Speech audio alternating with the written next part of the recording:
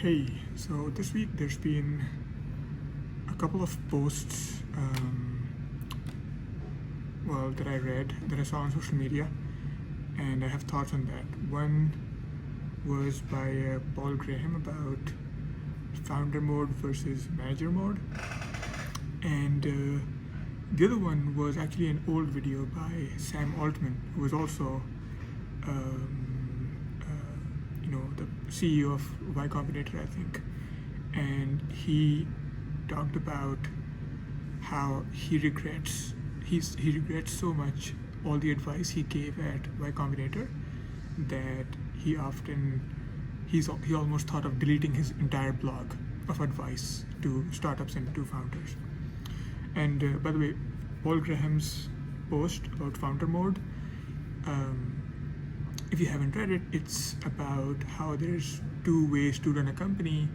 There's manager mode, where you delegate, you follow the traditional CEO type pattern where you hire a bunch of executives and then they run the day-to-day company, and then you kind of stay above the food, like at the top or whatever, and you do more strategic stuff and whatever. It's a very top-down delegated system, whatever. And then founder mode is where the founder takes the lead, and they kind of like keep running the company just the way that they built the company. And so these are apparently the two where they don't try to grow out of the startup phase. And so as somebody now I haven't had a success yet in my company. I mean, I haven't had a traditional success where my first business did not succeed to the level that I expected. And my current company, we're still small, so I don't have the track record of saying that I know how it is. But the way I think about how to build a company, or how I'm building my company, of course there's a lot that I learn every day and a lot of about management. But the way I'm thinking about it is more like from first principles. What is the purpose of a company? And what are the first principles what do I need to know? And to make sure we keep moving towards success. So let's take an example, right? The first company did not succeed, and I always thought of like, where did I go wrong? So I didn't think of like which advice of startups that I did not follow. Like I never think about, there's this rule that I broke, or about companies, or because there are no rules. Sam Altman talks about it now that he used to tell people to build fast, launch something really quickly, don't raise too much money, find this fucking thing called product market fit, which I never believed in, by the way. And there's all this textbook advice for founders that they give. But at OpenAI, he didn't follow a single rule himself. And they raised a lot of money, and like billions of dollars. They worked on something for 4.5 years before they launched, and they never talked to users as such, right? And they did not know if they had product market fit or whatever. So they followed a completely different playbook with OpenAI, than what he was telling founders to do for all these years. And that actually made me laugh, because I think that the people who actually take startup advice or business advice, whatever, and treat it like the holy grail. If somebody tells you this is how you should do things, and you treat that as a holy grail, yeah, that works for a lot of people. You can copy what somebody else did and get a lot of good results. but I like to think of it more as from first principles. What is the physics? And Warren Buffett and Charlie Munger talk about this a lot, that you have to find wisdom, not advice. You have to focus on learning about how things work, the fundamental principles behind why things work in different ways, and then you have to make your own rules for how you are going to do things, because in every field there are many people who break all the rules, right? And they still succeed. And the reason is that there are no rules, there are only principles, there's only physics, there are only like laws of psychology or humanity, whatever, or the universe, that cannot be violated. So again, this is getting a little abstract, but well, I'm just documenting. So I don't know if I don't care if somebody gets value from this particular ramble or not, but yeah, I basically think that you shouldn't follow advice, or I don't intend to follow any quote unquote textbook advice for startups while building 10 layers.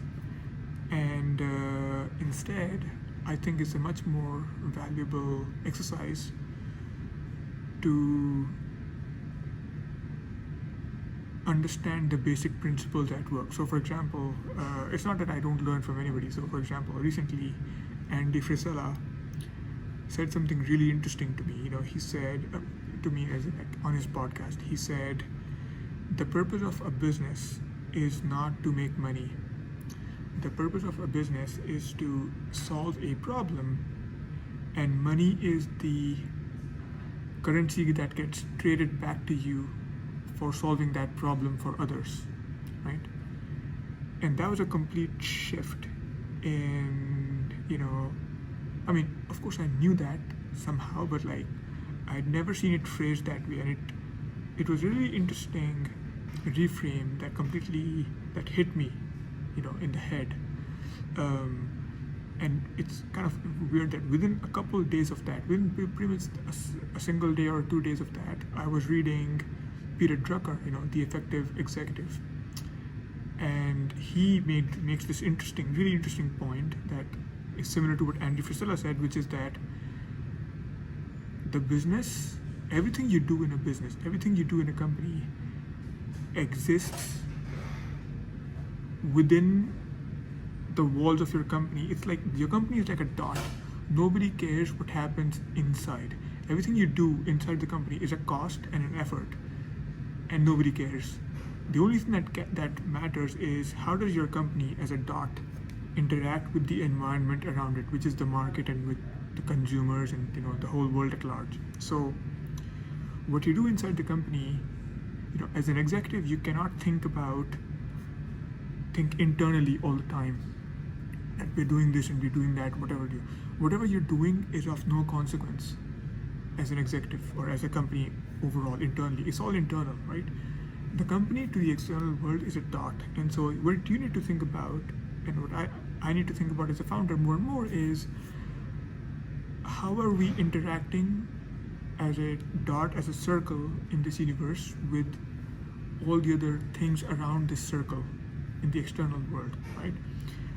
And what can we do to make that relationship a positive relationship overall, that we do something valuable, and then the external environment, the universe, the market, whatever, gives us back something to keep that relationship ongoing, keep that symbiotic relationship ongoing.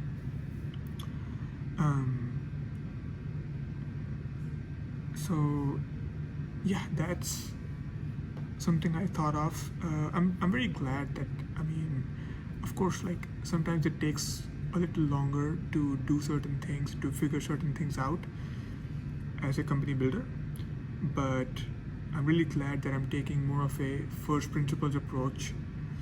And the interesting thing about this is that, nobody can find a flaw in first principles. you know, the only challenge to me from a strategic standpoint, the only challenge to me and to my companies, my business as a founder is if there is something that we fail to see, which is why I like, so unknown, incomplete, or inaccurate information is the lethal poison for entrepreneurs like myself. I'm a very Warren Buffett, like, value investor type of person. Like, I like to have accurate and complete information about things, and based on that, I fit it into a mental model or mental models, like Charlie Munger used to say. And I think that's a much better way to think when you think in terms of all these mental models that you have, right, which are based on laws of science and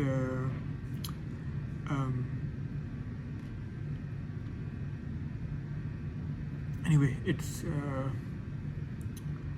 so that's kind of like just where my head's at right now, in the sense that is a thought I had based on something I read, and